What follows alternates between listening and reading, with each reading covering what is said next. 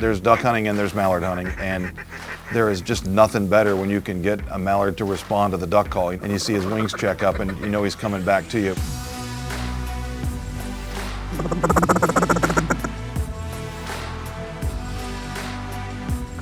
You know, 3 or 4 trips around the spread, you finally get them to slow down and commit and backpedal over the decoys. That's the pinnacle of the sport.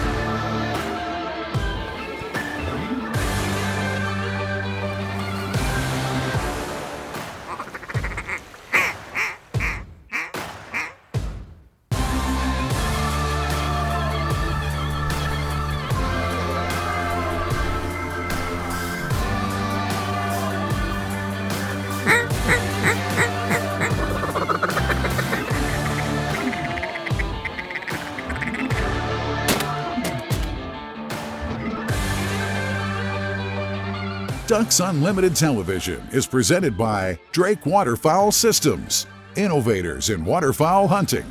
Hello and welcome to Ducks Unlimited TV. I'm Ashley Ward. DU volunteers across North America are hardworking, committed, and passionate about the DU mission. They are the backbone of Ducks Unlimited, and their support is crucial for everything we do. Joe Reddy is chairman of the Chandler, Oklahoma chapter of Ducks Unlimited. Despite a town population of a little more than 3,000, Chandler is consistently among the top fundraising chapters in Oklahoma. As you will see, Joe's dynamic personality and fervor for wetlands conservation attracts people from miles around to help the ducks. You'll also learn Joe's secrets for enhancing moist soil habitat for waterfowl, along with an epic mallard hunt in the December sunshine. Next on DU TV.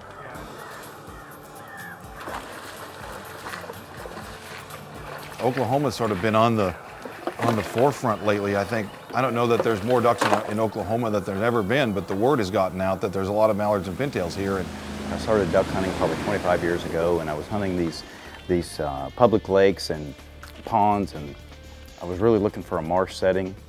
A guy told me about a for sale sign. As a matter of fact, it was right down here about a quarter of a mile on this fence. I heard about it, I came down. Not only did I get the number, I took the sign. And I ran back to town and I bought this property that day. Very fortunate to get this property. What I bought was a slough, and what we've turned it into is what you know today is the Ready Marsh. We've turned it into a moist soil plant haven for the migrators.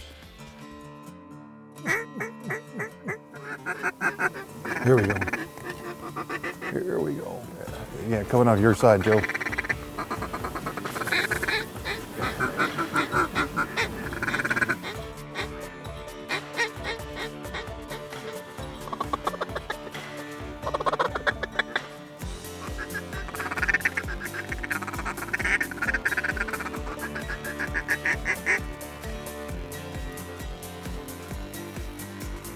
The Drake. There we go. Nice job, fellas. Woo!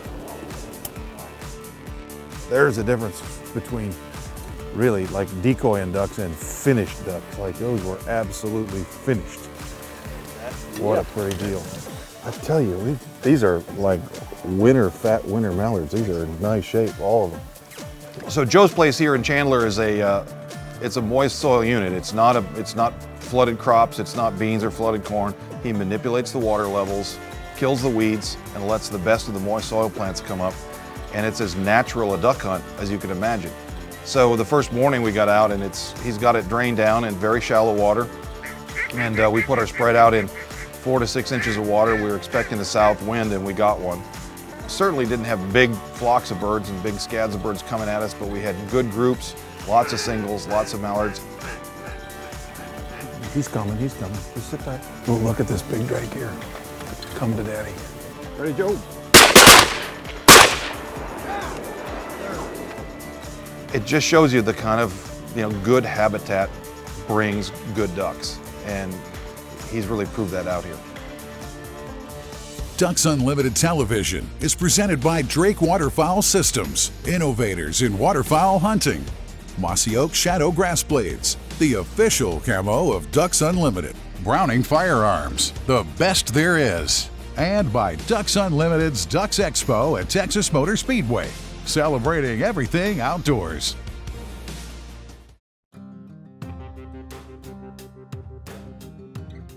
You know, when I bought this property, the marsh itself, you wouldn't call it a marsh, you'd call it a slough.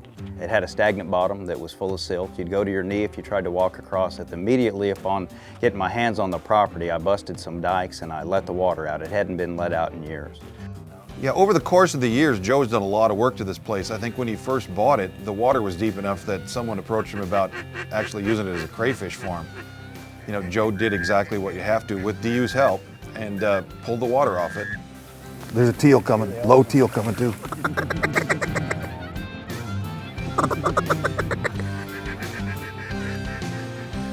Now. Unfortunately, there's not a lot of water and not a lot of public ground in this part of Oklahoma. And so what you get is a lot of landowners that improve small wetlands. You know, they're really the stewards of the ducks. Unlike a lot of other places where it takes a lot of money and it's the purview only of wealthy individuals. You know, Joe and his friends are regular guys. They're able to have this kind of high quality private duck hunting on a very small wetland by taking great care of it. With management tips from U.S. Fish and Wildlife, the WRP, the NRCS, these guys came, they helped me, I listened. Here we go.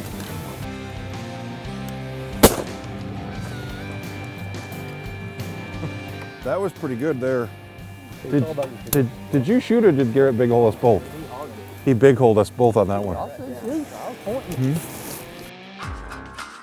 Ooh, teal just came through. Shoot him, take him.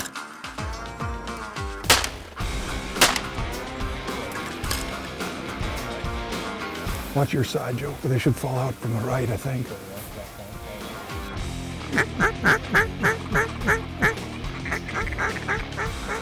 Duck hunting like this doesn't just happen magically. You must put some serious off-season time in. Yeah, it starts Memorial Day weekend. Now, The tractor comes out and the disc, spray rig, knock the sedges back and the cockleburs and the moist soil plants that are good, you kind of pat them around and try to knock the bad ones down. So it's a whole moist soil area. You don't do any row planting at all. No row planting, no. So it's about as natural a duck hunt as you can really be on, I guess. Yeah, I'm pretty proud of that. Yeah, there's nothing planted here. This is Mother Nature's finest. Phenomenal. Yeah. I took everything that they showed me, wadded it all up, and used it down below us in this marsh. Oh yeah, you got to kill the weeds in July so you can hunt the ducks in December. That's it. And Joe puts the time in and makes sure that, his piece of property here is well maintained and it's flooded at the right time and, flooded correctly, and does a lot of work in the summer to make sure that, the marsh is well taken care of when it's not wet, so that when he does flood it, that it's a great area for the ducks.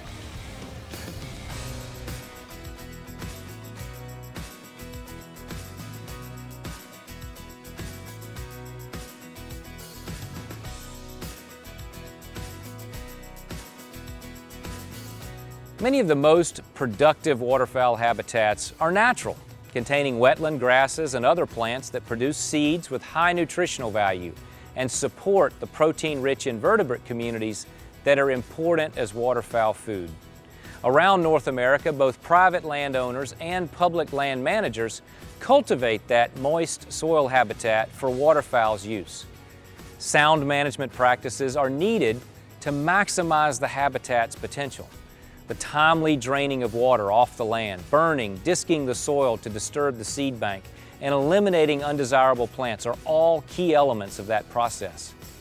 In Oklahoma, Ducks Unlimited is actively involved with the Oklahoma Department of Wildlife Conservation on their state wildlife management areas, enhancing water control capabilities to enable improved habitat management.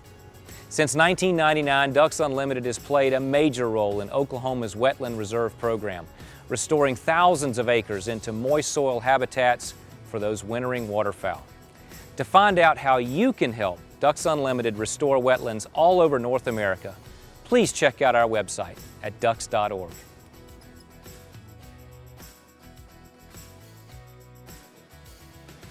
DU Insights is brought to you by Mossy Oak Properties. Find your favorite place at mossyoakproperties.com. DUTV is powered by Browning Ammunition, the best there is. Mossy Oak Properties, America's land specialist. Purina Pro Plan, nutrition that performs. And Plano Synergy and Zinc Calls, a champion in every call.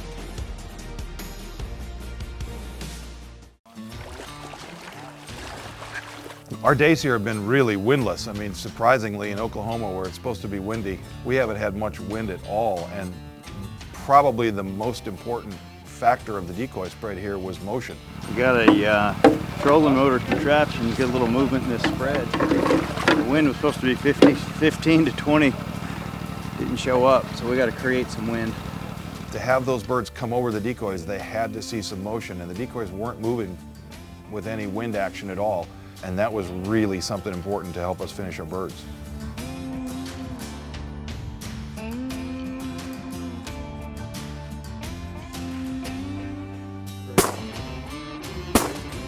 Great. You know, pintails are notorious for not finishing in the decoys, and they lived up to their expectations here. The maddening thing about pintails is they just don't fly by and ignore you completely. Look at the pintails in that group. How good is that in the sun? Look at the wad of pintail. They'll always give you a couple of circles or a couple of passes, and no matter what you do, it's just hard to get them broken down. So consequently, while we saw a lot of pintails here, you know, most of our hunting and shooting was on mallards. And oh, in front. Are we gonna shoot this mallard or are we gonna shoot the pintail? It's a terrible problem to have.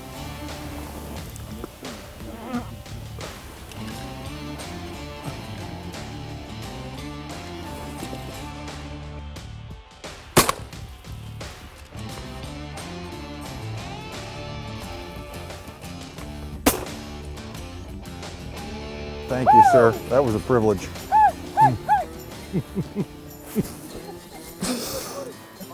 Okay, I cannot remember the last time I had to pick between teal and mallards and pintails in about 15 seconds.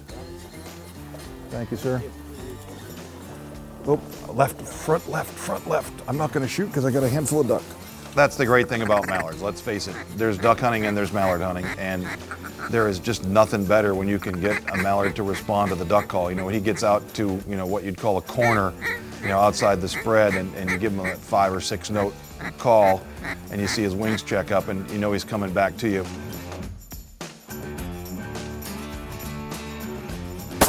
Oh! Nice shot, fellas. In terms of duck calling, it's really unique. As I travel around the country, you sort of see different styles of calling, and I think here in Oklahoma, the ducks need reassurance. But the thing that tickled me the most is he said, "You guys call real soft. There's not a bunch of screaming at these ducks," and that's how we do it. You know, we give them that old one chance. We give them that old rant, and if they look at us, then we work them down.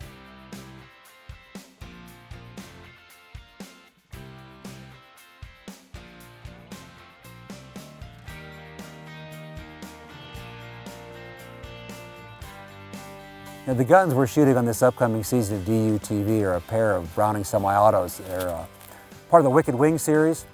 There's a Maxus and an A5.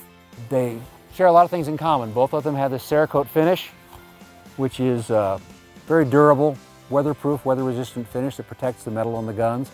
Both of them have these extended choke tubes that are decorated to look like a goose band. The nice thing too is they've got, not only do they have the numbers of the band on it, but they've got the choke designation is marked on it too, so you know exactly what's in your gun. One of the things I like about Browning semi-autos a lot as a left-handed shooter is the safeties are really easy to switch over to left-handed. I know that matters to about 10% of you out there, but it matters a lot. Otherwise, you know, the difference between the two is personal preference. This is an inertia gun, the A5. It recalls the old Auto 5 in this humpback receiver, which a lot of people like. A lot of people think helps them pick up targets faster. But it is an inertia gun, which means that Dirt doesn't come back into the action. It's a lot cleaner gun. It's a real easy care gun. It doesn't take a whole lot of cleaning to keep it running. The other gun, the Maxus, very, very soft shooting gas gun. I like the reduced recoil, especially for when I'm target shooting, or if I wanted a gun for everything, where I was going to shoot a lot of claybirds with it, a lot of ducks, I might pick a gas gun. But they're both terrific guns. Shoot them both, decide which one you like, buy one, buy two.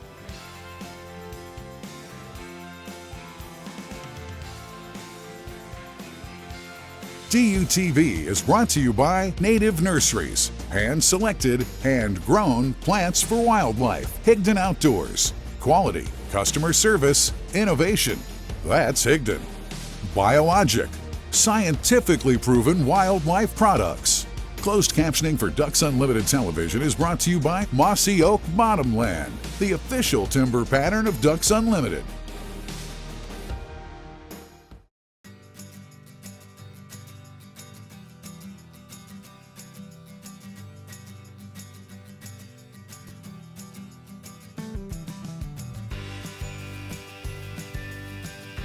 Dogs have very keen hearing abilities, much more sensitive than humans. If you develop it, they become very good markers by sound as well as sight. Let's see how it's done. We're going to start young Zorro by marking by sound.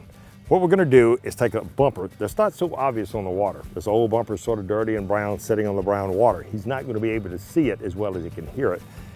We're going to cover his eyes, steady him up, no check cord on him, and make a big splash with this bumper. And let's see if he can mark it by sound. Let's give it a try. You can see the dog's reaction. Success was step one. He marked it very well by sound, looked out on the water, saw it. Now it's time for step two, where the bird goes over his head and falls behind him. Now this is not a lining drill. It's a marking drill, marking by sound. So you're not going to turn and line the dog. You're going to let him do the listening and go to where he heard the splash. So let's give it a try.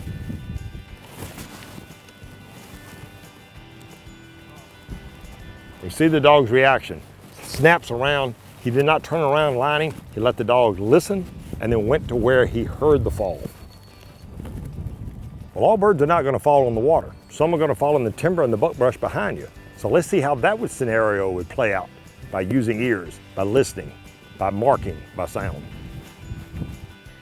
Same type of scenario, but this time the bird's going to fall on land.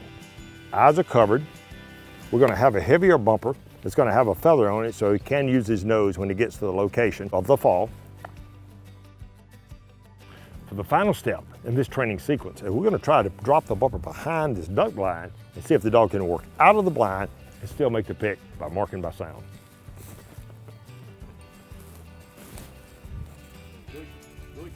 Good job. You heard it, made the mark, went behind the blind, made the pick. We're ready to hunt. Well, there you have it, marking by sound. Like we tell our students in the classroom, become good listeners. Duck Dog with Mike Stewart is presented by Purina Pro Plan, nutrition that performs.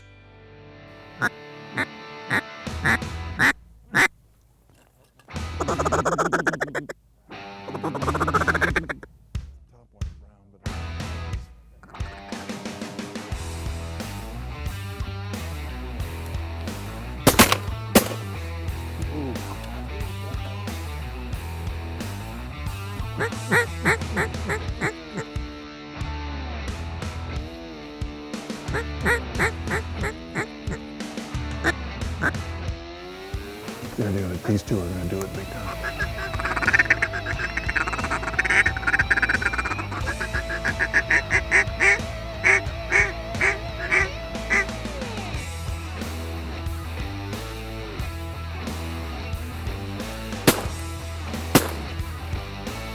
There's a lot of WRPs through the Deep Fork region right through here.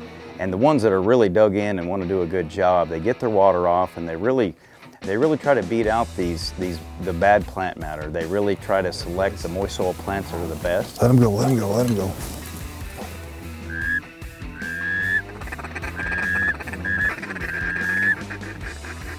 Beat out those cattails and those sedges that aren't any good, the cocklebur. Oh, Ducks Unlimited, they give these ducks a place to land. the money that we raise, it gets back to the ducks. That's the neat thing about it. Just wait till he drags it. Let him drag this decoy.